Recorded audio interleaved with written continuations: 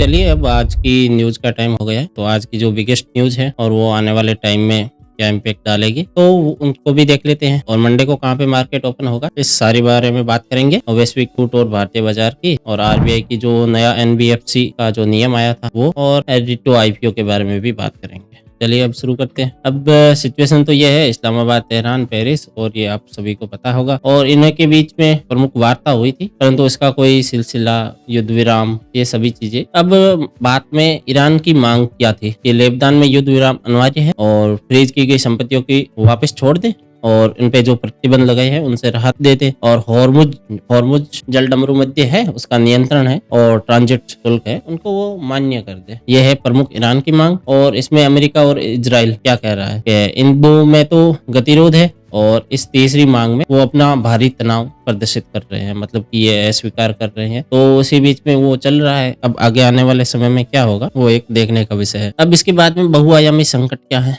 तो सैन्य मोर्चा हो गया एक तो लेबनान का, और इजरायली हमला हो गया। एक सघन आबादी वाला क्षेत्र भी है जहां पर 350 से ज्यादा की मृत्यु हो चुकी है, और ऐसी करते करते ये होमरुज जल डमरू मध्य की नोकबंदी, ये वाला मामला आर्थिक मोर्चे की तरफ से आ रहा है, और ईरानी जहाज वगैरह वगैरह, और वैश्विक ऊर्जा आपूर्ति। मतलब ये देखा जाए तो बहुआयामी संकट है जो पूरे विश्व के ऊपर अभी मंडरा रहे। अब बात करते हैं जमीनी हकीकत की। तो ईरान की वर्तमान ताकत क्या है, तो हथियार ग्रेड के करीब 400 किले यूरेनियम का भंडार है, वो अभी तक सुरक्षित है, और मिसाइल और ड्रोन की क्षमताएं पूरी तरह से उनके पास है, अभी बरकरार है। और नए सर्वोच्च नेता का युद्ध के नुकसान के मुआवजे के प्रति कड़ी मांग है। और अब ट्रंप के अधूरे लक्ष्य क्या है, तो परमाणु कार्यक्रम को नष्ट करना, यह अभी अधूरा है, और पड़ोसी देशों पर हमला रोकना, और आंतरिक शासक परिवर्तन करना, ये है ट्रंप के लक्ष्य। अब वो युद्ध विराम वाली तो बात हो गई, उसमें वो चलता करता रहेगा। अगर उस विराम शांत हो जाता है तो ऑयल की प्राइस नीचे आ जाएगी, और बाकी सब कुछ नॉर्मल होकर वापस ठीक हो जाएगा। इसी बीच कल आरबीआई का नया एनबीएफसी रूल आया था, और उस नया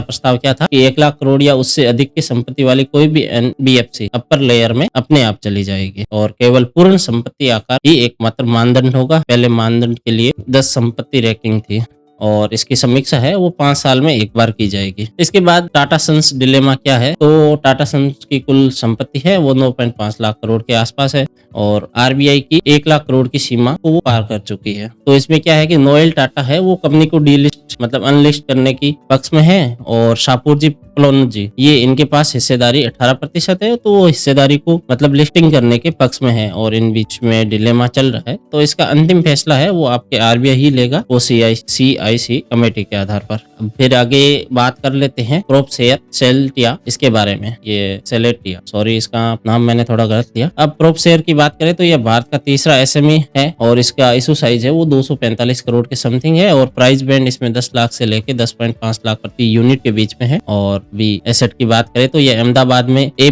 ग्रेड कमर्शियल बिल्डिंग की 7 मंजिलें हैं वो बना रहा है अभी। और अभी तक की बात करें कुल सब्सक्रिप्शन की, तो ये 65% अभी सब्सक्राइब हो चुका है, और इसमें NII ने 2 गुना सब्सक्राइब कर लिया है, और QIB ने 17 गुना सब्सक्राइब किया है अभी, मतलब 17% तक ही सब्सक्राइब किया है, गुना नहीं।